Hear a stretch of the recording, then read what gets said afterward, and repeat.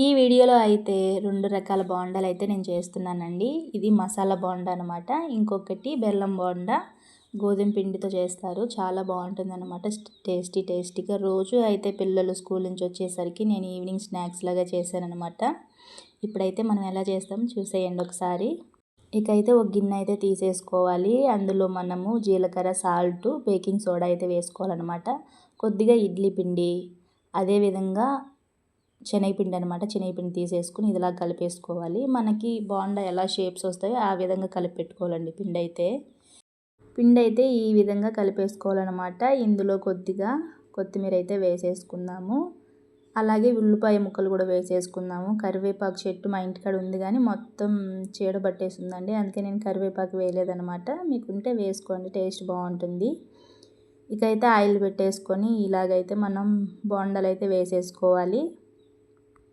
Oil అయితే బాగా కాగాలండి. కాగిన తర్వాతే మనం బోండాలు వేస్తే ఒక 5 మినిట్స్లో అయితే వేగిపోతాయి అన్నమాట.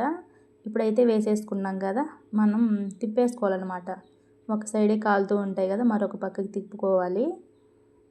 చూడండి, పెద్ద బోండాల కన్నా చిన్న బోండాలు ఎక్కువ ఉన్నాయన్నమాట. ఈ బోండాల కన్నా ఈ చిన్నగా ఉన్నాయి కదా బోండాలు, టేస్ట్గా ఉంటాయి అన్నమాట. ఇకైతే ఇదే విధంగా అన్నీ వేసేసుకోవాలన్నమాట. చూసారు కదా ఎంత బాగున్నాయో. చాలా స్మూత్గా, స్పాంజీగా, టేస్టీగా అయితే చాలా బాగున్నాయి. ఇకైతే ఈసారి కూడా వేసేసుకున్నాం అనమాట. చాలా టేస్ట్గా ఉంటాయండి. ఆయిల్ కూడా ఎక్కువ పీల్చకుండా పిల్లలు తినడానికి చాలా ఇష్టపడతారనమాట. ఈవినింగ్ పిల్లలు వచ్చేసరికి నేను ఇవైతే చేసి పెట్టాను. మీరు కూడా ఇంట్లో ఇదే విధంగా ట్రై చేయండి ఫ్రెండ్స్. ఓకేనా. ఇకైతే మా పాప అయితే వచ్చిందనమాట. బోండాలు చేస్తూనే వాళ్ళు స్కూల్ నుంచి అయితే వచ్చారు. ఇకైతే ఫ్రెష్ అయ్యి వచ్చిందనమాట. మా పాపకైతే నేను పెట్టించాను. ఇకైతే చూడండి, మా పాప అయితే తినైతే టేస్ట్ అయితే ఎలా ఉందో చెప్తుంది. సూపర్గా ఉందంట. మీరు కూడా ఇదే విధంగా మీ పిల్లలకైతే చేసి పెట్టండి, చాలా ఇష్టంగా తింటారు.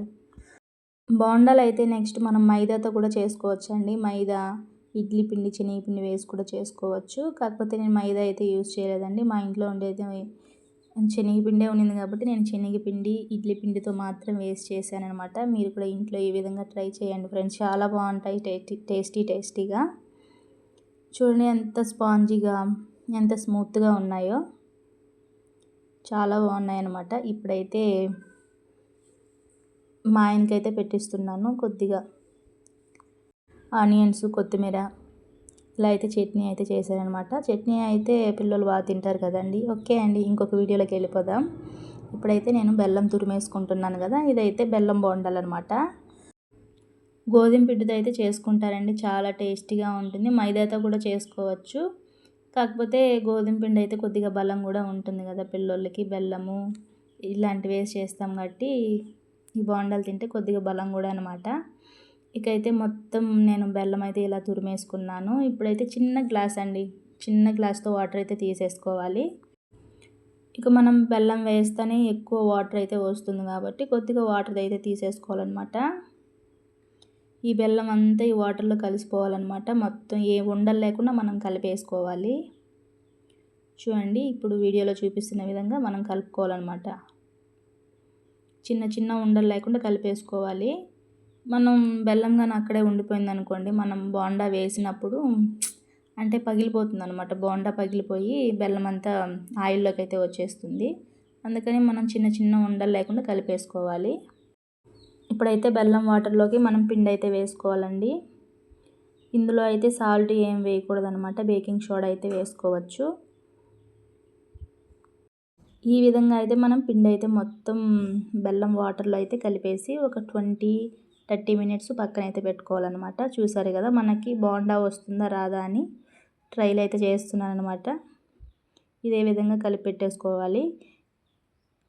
ఇకైతే స్టవ్ మీద అయితే ఇప్పుడు ఒక ప్యాన్ పెట్టేసుకొని కాగిందా లేదని చెక్ చేసుకొని మనము బోండాలు అయితే వేసేసుకోవచ్చు. చాలా బాగుంటుందండి టేస్ట్ అయితే. ఇకైతే మనం బోండాలు అయితే వేసేద్దాం. మీ ఇంట్లో కూడా ఇదే విధంగా ట్రై చేయండి, చాలా బాగా తింటారు పిల్లోళ్ళు. మా ఇంట్లో మా పిల్లోళ్ళకైతే చాలా ఇష్టమండి ఈ బెల్లం బోండాలు. పిల్లోళ్ళైతే ఈ కారం బోండాల కన్నా ఈ బెల్లం బోండాలు బాగా ఇష్టపడతారనమాట. అందుకే ఎక్కువ ఈవినింగ్ టైంలో అయితే వాళ్ళ కోసము స్నాక్స్ లాగా అయితే నేను చేసి వాళ్ళకైతే ఇస్తాను. మీరు కూడా మీ ఇంట్లో ఇదే విధంగా ట్రై చేయండి ఫ్రెండ్స్. సూపర్‌గా ఉంటుందన్నమాట టేస్ట్ కానీ, ఇప్పుడు మనం ఆయిల్‌లో వేసాం కదా! అవి వేగుతూ ఉండంగానే స్మెల్ కూడా సూపర్‌గా వస్తుందన్నమాట. మీకోసం ఇప్పుడు చిన్న చిట్కా అనమాట. మనం బోండాలు కలుపుతాం కదా అండి! అప్పుడైతే సోడా అయితే కొంతమంది ఒక స్పూను, 1.5 స్పూను అలా వేసేస్తూ ఉంటారు. అలా ఎవ్వరు వేయకండి. కొద్దిగా హాఫ్ స్పూన్ అయితే వేసుకోవాలి. ఇప్పుడైతే మీకోసం ఒక చిన్న చిట్కా అనమాట. మనం బోండాలకి పిండి కలిపేసుకుంటాం కదా! కొంతమంది అయితే బేకింగ్ సోడా అనేది ఎక్కువ వేసేస్తూ ఉంటారు. అంటే 1 స్పూను అలా వేసేస్తూ ఉంటారు. అలా వేయకండి. ఒక హాఫ్ స్పూన్ అలా వేసామనుకోండి, వేసేసుకొని మనం కలిపి పక్కన పెట్టేసుకోవాలి. ఏ పిండన్నా మనం కలిపిన తర్వాత ఒక 20 మినిట్స్, ఒక 30 మినిట్స్ అలా పక్కన పెట్టేసుకున్నాం అనుకోండి, వాటర్ బాగా అబ్జర్వ్ చేసేసుకొని మెత్తగా స్పాంజ్ లాగా అవ్వడానికి పిండి బావుంటుందనమాట. ఓకేనా? అలా అయితే చేయండి బావుంటుంది. ఇక అయితే మన బోండాలు కూడా రెడీ అయిపోయాయి. లోపలైతే చాలా స్పాంజీగా ఉన్నాయన్నమాట. ఓకే అండి.